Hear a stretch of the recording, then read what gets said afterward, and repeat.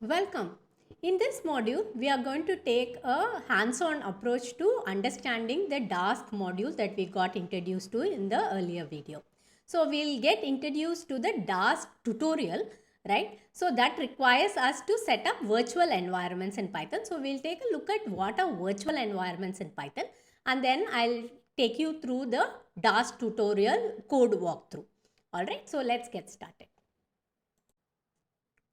So the Dask tutorial are created by the creators of Dask themselves. So it's a good place to start understanding the capability of the Dask library. So we are going to use this in order to understand the Dask library and play around with the Dask array, Dask DataFrame, etc. And I leave you to explore this library further. So this tutorial was given at the SciPy conference in 2022. So you can take a look at the YouTube video of this as well. So before we get started with the Dask tutorial, it's important to understand the concept of virtual environments. So Python, as we all know, is a high-level general purpose open source programming language. So while coding in Python, we may use multiple libraries, right? Your NumPy, Pandas, sklearn, and now the Dask library. So in most of the libraries that we have used, there is a version number associated with each of it, right? So when we install libraries using your pip install, we are installing a particular version. For example, your 2.3.3. So these versions are there is a certain way to read this version, right? So the first digit corresponds to the major versioning, then the second digit is the minor, and then the patch.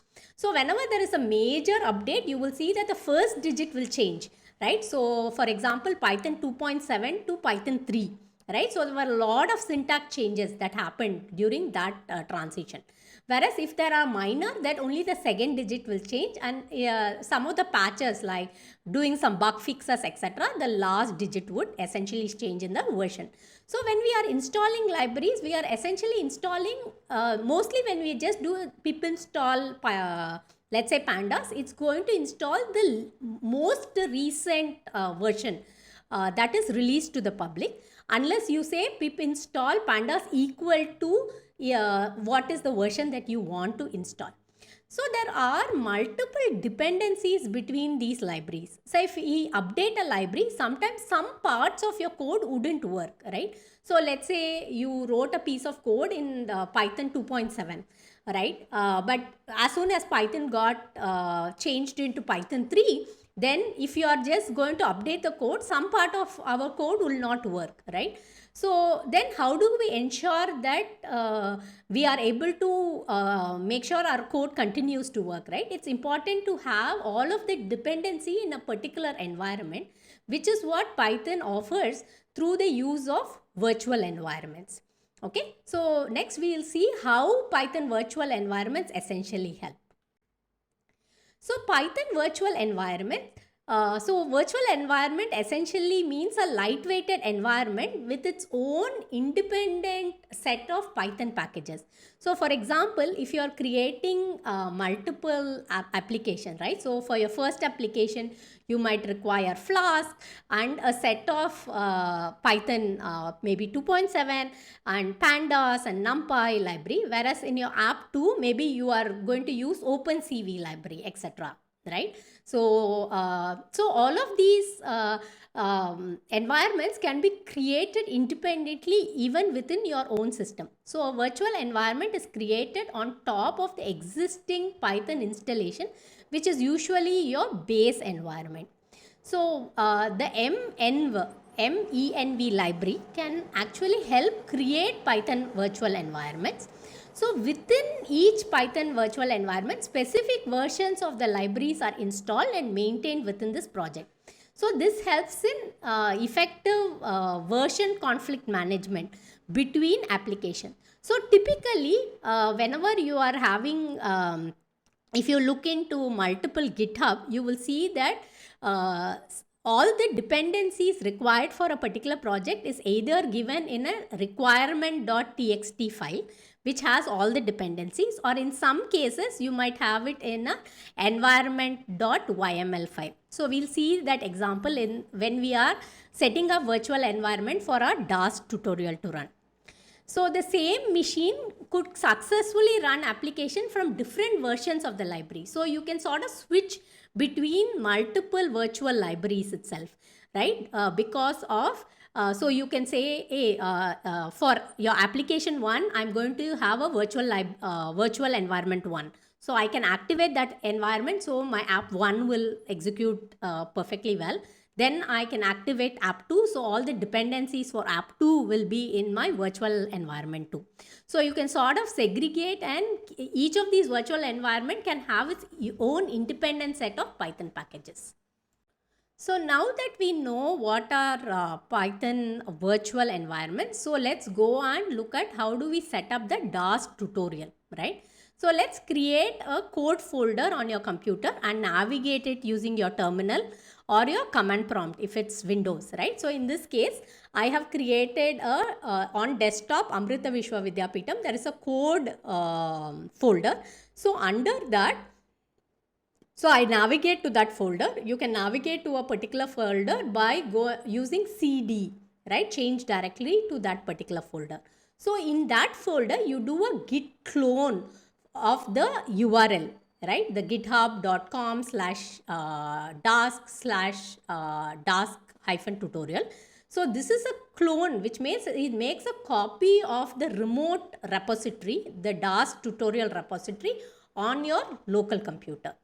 So once you have done that clone, so under code you will have, so it will take a few seconds because it's going to make a copy of that remote repository on your code folder. So then you go into the Dask tutorial folder. So do cd Dask tutorial into the folder that was cloned, right? So once you do that, what you can do is you create conda env create -f binder/environment.yml, right? So what happens here is, this is the environment.yml file. So it will create a virtual environment called Dask tutorial with all the dependency to run the Dask tutorial file. So if you look at it, so it the dependencies are Python 3.10, Jupyter Lab 3, NumPy, SciPy. Each of it has a certain version, right? So it ensures that all of the dependent libraries are installed, right, in that Dask virtual environment, Dask tutorial virtual environment. That is essentially, so this command is going to take a while because it's creating a virtual environment and putting all the dependencies into it. In some cases, you would get all these dependencies in a file called requirement.txt. So then after you are done with all the installation, you can do a conda activate Dask tutorial. So when you run conda activate Dask tutorial, what will happen is, on your command prompt, you will see Dask tutorial in the front of your command prompt, right? So you will get that as your showing that, hey, this environment, the virtual environment has been activated. So once it's activated, now you can open Jupyter Notebook and try out the Dask tutorial which you have cloned and copied. So I'll walk you through the demo in the subsequent slides. So let's get started with the Dask tutorial. So after you've set up your virtual environment, you can activate it by doing conda activate Dask tutorial. Right, so you would see that your Dask tutorial sort of comes here. Deactivate it, you can say conda deactivate, right? So it goes back. That's one way to do it. Right, so here I am opening my Jupyter notebook. So I'm just going to walk you through some of these, not all of the files, but only some of them. Let's take a look at overview. I think the Jupyter Notebook 3 has some tokenization. So one way to sort of get your token is to look at where your Jupyter notebook is running. So you can set up a password for it. So I have set up a password, or you can use your Jupyter notebook token in order to um, activate the file to open. All right. So I'm just going to put my okay. So here we are using the Dask frame and then creating the client. So here, once the client is created, you can sort of open it and then you can see as things process. Okay. So now I'm going to do the first task, which is reading from your S3 bucket. Dask data, we are going to read a set of Parquet file. So this is going to take a while. So I'm going to show you how it works here, right? So here you would see that the progress of it can be seen here. So as it's just starting to look at it. So yeah, okay. So now you have your group by, right? So any of these results. So this is just reading. It's referencing to the memory. So the group by tip amount mean compute. So compute is one of what is called the eager computation, where it's starting to compute, right? So now you would be uh, the actual computation happens here. So this is where all of your data frame, the Dask data frame sort of comes into picture.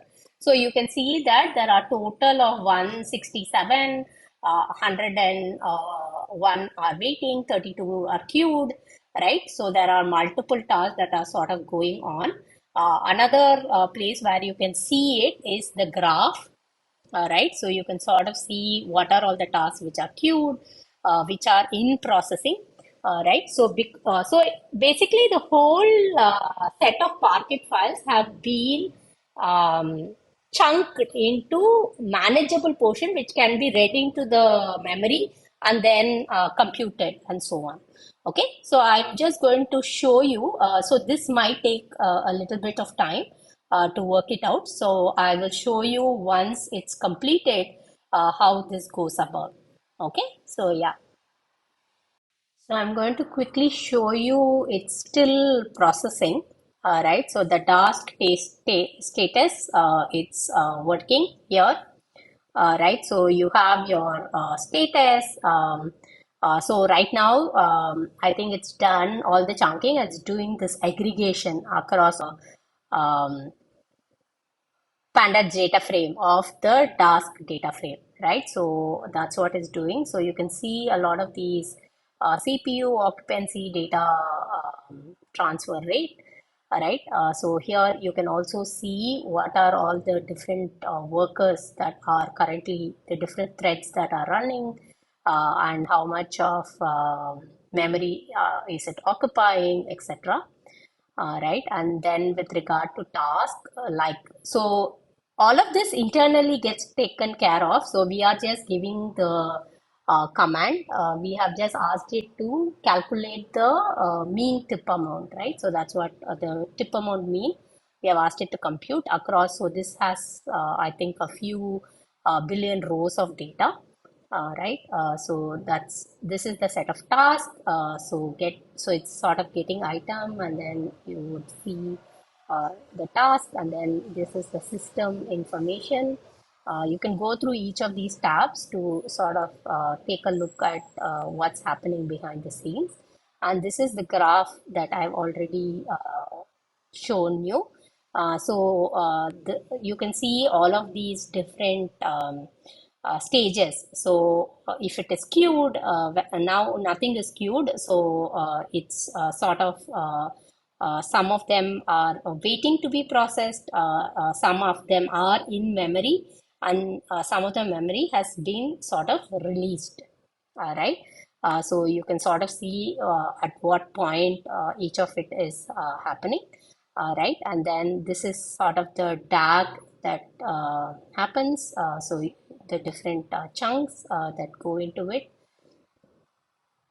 All right. Um, so yeah. So I hope you've gotten a sense of what it takes. So it's still doing some processing in here. So I'm going to wait for it to finish processing.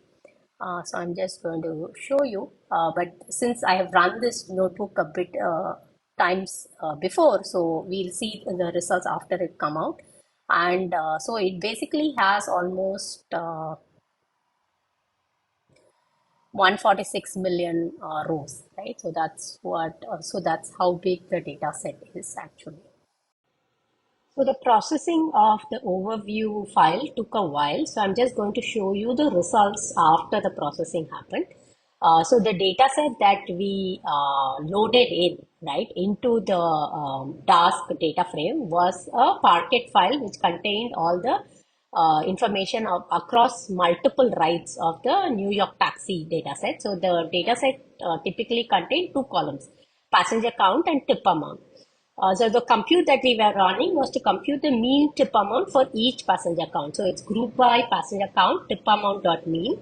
The compute at the end is essentially to make it a eager operation, which is so that it has to start calculating it at that point in time. So that's why it took a while to calculate. So in my machine, it took roughly about 2 hours on my Mac M1, but I did have a few other applications running at that time. So typically, depending on the configuration of the system, it's going to take you a while to run, but you can keep track of the progress through the user interface, the Dask user interface that you have, the status, right, that I showed you. So the results that you got, it essentially lists the average tip amount for the different passenger count. So if you look at the data, so you can see that as the number of passengers increase till about 5, the tip amount typically is around $1.5. I'm thinking in this range on an average. But as the number of passenger counts gets beyond 6, right? So that's where the tip amount almost doubles to 3.86 in this case, and then 5, right? So there you can sort of see that there are sort of three slabs with regard to the tip amounts here. All right. So in this demo, we are going to look at the second file in the tutorial, which is to walk us through the Dask data frame, which is essentially parallelized pandas, a better way of looking at it, right? So the Dask data frame implements blocked parallel data frame object that looks the Pandas API, but for parallel and distributed workflow. So we've already seen that under the hood, so your Dask data frame comprises of many in-memory Pandas data frames separated along the index. Okay, so one operation on the Dask data frame triggers many Pandas operation on the constituent data frame in a way that is mindful for potential parallelism and memory constraints, right? This file I've already, this command I've already run. So what this does is it takes the prep.py file, which is there on your, I'll quickly show you. So this file helps you to create multiple data sets, right? So we have already created the data set. I've already run it. So the NYC flight, the New York flights data set that is coming in and going out of New York City Airport. That so you can run this. I've already run it in the spirit of time. So I'm just going to go ahead and run the client. So this uses Dask.distributed and typically says that, hey, there are 4 clients. So then as always, you can go ahead and open this to see the status of the progress of what's happening. So let's go ahead. So this is your Dask diagnostic dashboard. That is what we have seen. So then we import our OS and Dask. So then we go ahead and read from the data folder nycflights.csv, right? And also, so if I look at it, so this is a lazy operation. So Dask has not loaded the data yet. So it's investigated the input path and found there are 10 matching files. So intelligently created a job for each chunk. Okay, so one original CSV in this case. So then, essentially, most of the task collection are evaluated lazily So lazily means Dask constructs the logic called the task graph for your computation, but evaluates them only when necessary, right? So it knows that it has to do that, but it hasn't completed the job, right? So it's created. So you can view this task graph by going to the Dask data frame and saying visualize. So for different chunks of data, it is saying read CSV, right, for the different chunks. And then when you do your len, so that is when it takes a while to load the count of the rows across these different chunks. So here in this case, there are about 2 million rows, 2.6 million rows. So then if you do your head, then it goes ahead and retrieves the top five rows as well. Um, so one of the thing is, unlike Pandas read CSV, which reads the entire file before inferring data types, the DAS data frame CSV only reads in a sample from the beginning of the file. Okay, so the first file, if using a glob. So in this case, the data file inferred in the sample are incorrect. The first n rows have no values for some of the elapsed time data.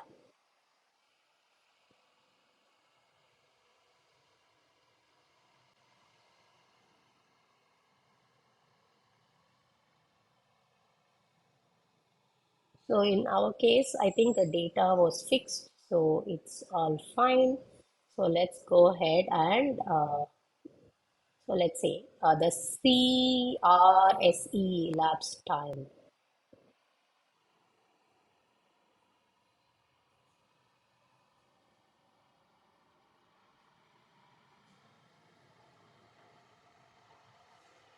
I think some of it has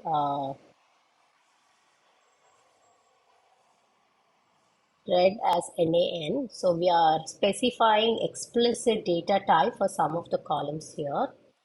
And then I think the data set was already corrected, so we didn't necessarily get a warning out of it, right? So in this case, you see some of the NANs that were earlier present, right? So let's go back here. So your taxi lane, taxi in and out, all of it had NAN. Whereas here now, you can see that because of the data frame format that we have given, it's now all having information. So I'm not too sure why the error didn't come up. So let's move ahead. So now, typically very similar to what we did. So we are going to look at your DAS data frame, take only a particular column, departure delay, find the maximum departure delay, right? So we are just timing this cell. So in my computer, it took about 1.8 seconds. So the maximum departure delay, I think it is in seconds, is 1435 seconds. Okay. So then you can sort of see how the results, how the visualization, the task graph itself.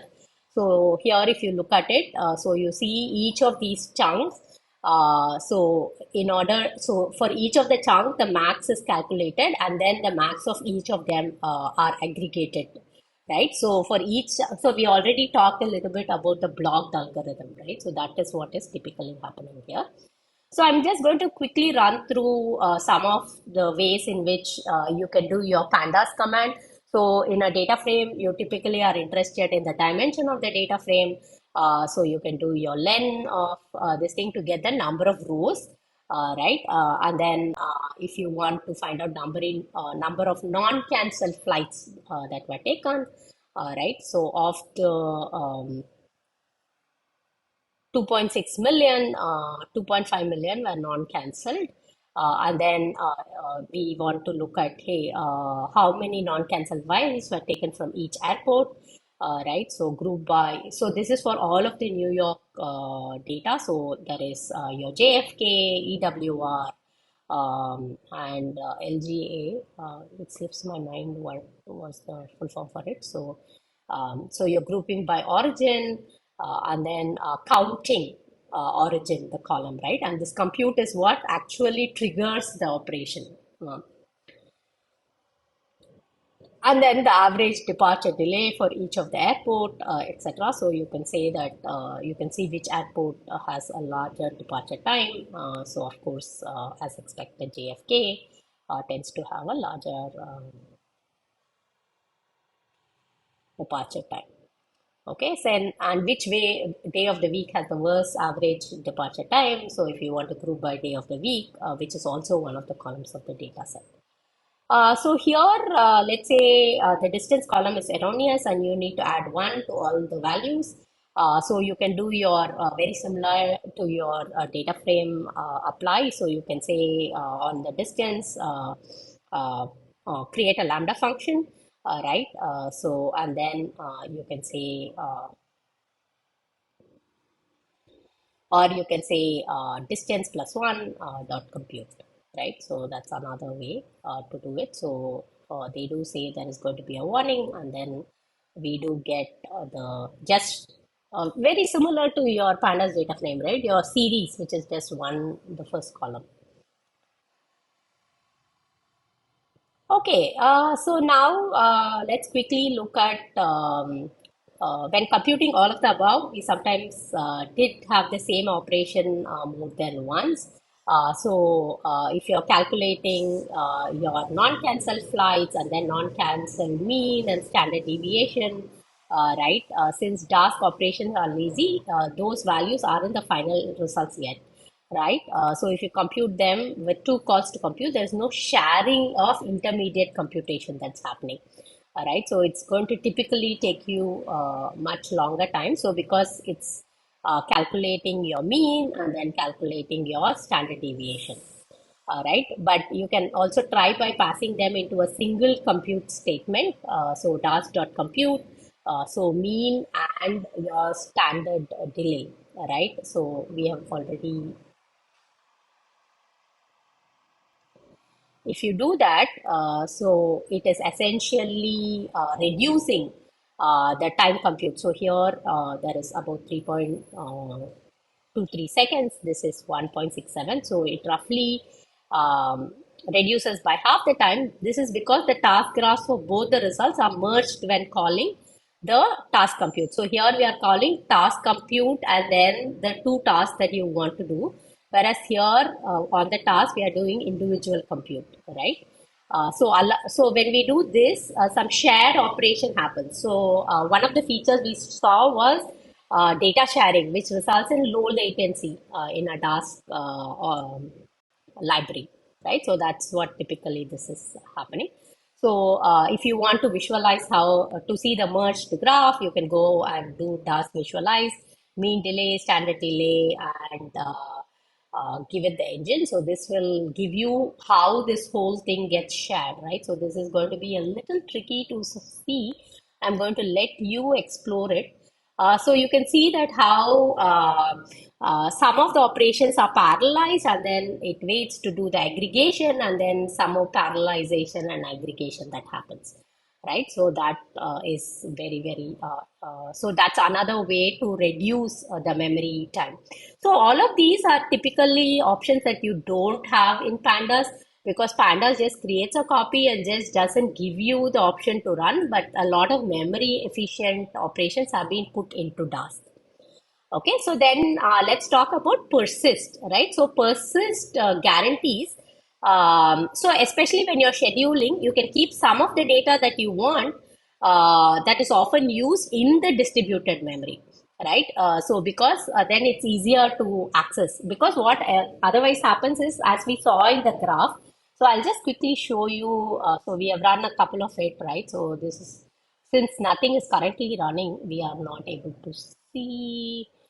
So there isn't a thing that is going on right now. So these are all the past tasks that got calculated. Probably we can see it in the next one, right? Next compute, let's quickly go and look at it. So what happens is, it's good to persist data. Persisting is saving some data in your distributed memory so that your computations become faster. So if you want to analyze data only for non-cancelled flights, you can either have two compute calls like in the previous section. All right, so that's what we have seen. So non-cancelled, and then where your origin is JFK only. Right, and then we are looking at hey, in JFK, what is the mean departure delay and your sum of your departure delay. Of course, because of the way, so here, let's see. Yeah, I think we missed out on the graph because it took only 3.54 seconds. Right, so only the JFK departure delay sum is given out because of the way Jupyter Notebook works. But if you want to persist the subset of data in the memory, right? So in your JFK, if you want to persist your JFK dot persist, you can do that. And then if you run the same thing, you realize that so from 3.54 seconds, it's drastically dropped to 107 milliseconds, right? Um, so of course here we haven't looked at the mean. So don't compare these two numbers because this is the sum of departure delay, whereas this is the standard deviation of the departure delay. Okay, so there are ways in which you can reduce, make sure you are doing data sharing, especially when similar statistics needs to be built on one another, right? Typically, a mean or standard deviation, the summing, all of it happens under the hood, so you don't have to do your sum separately, so you can sort of have data shared across these operations. So of course you can write your custom code as well. So I will let you explore some parts of this. There is something called your map partition, right? So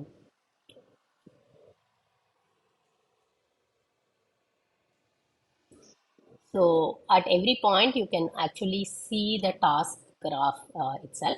And then finally, at the end of it, when you want to close your cluster, right, it's always a good practice to do client.shutdown. All right, so in this demo, I'm just going to walk you through the third tutorial, which is on Dask Array. Both Dask DataFrame and Dask Array, it is good to try and understand both of it, right? Because it gives you, it's important to play around with it so that you can say different from your Pandas data frame. So your Dask arrays, as we have seen, they are parallel, larger than memory. So typically only chunks of data gets loaded into the memory, and then so you can sort of work on data sets which is much bigger than what your typical memory size is. And then it's used blocked algorithm perform large computation by performing smaller computation. All right, so here again, I've generated the data already. So in the data, so all your random um, file are already there. So I'm just going to get started.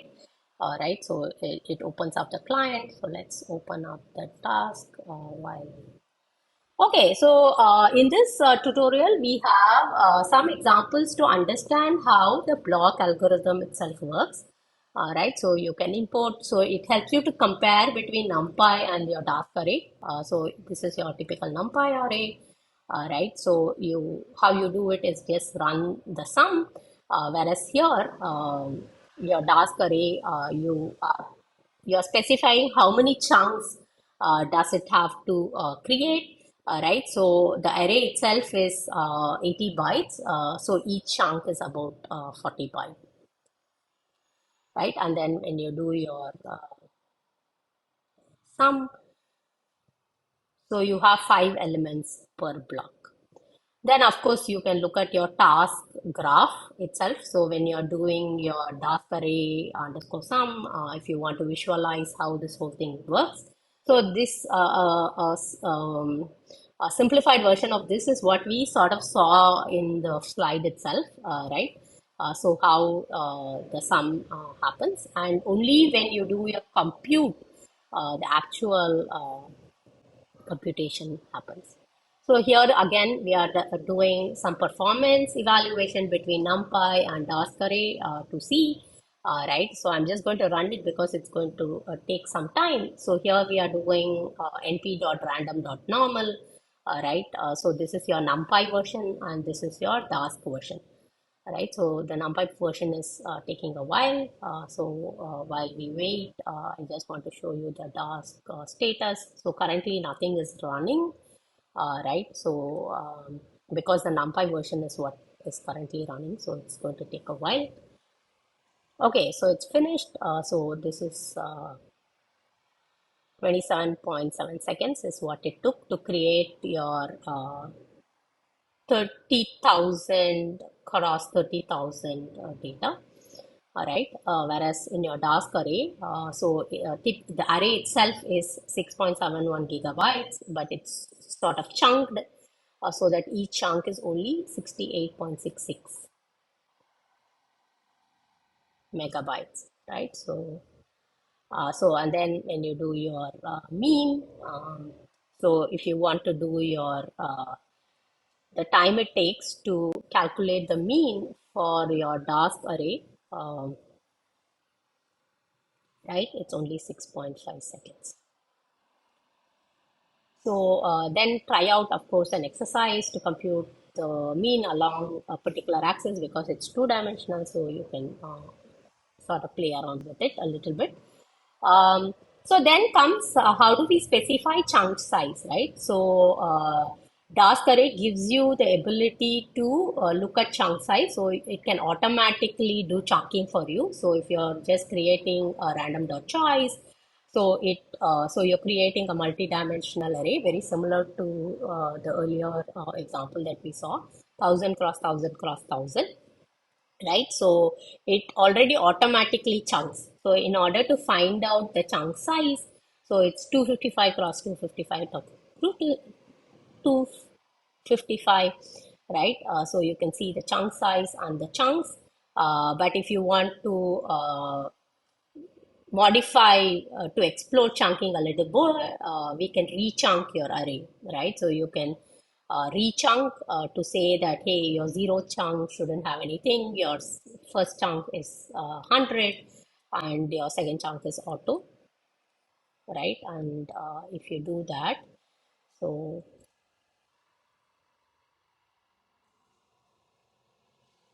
So that's what happens.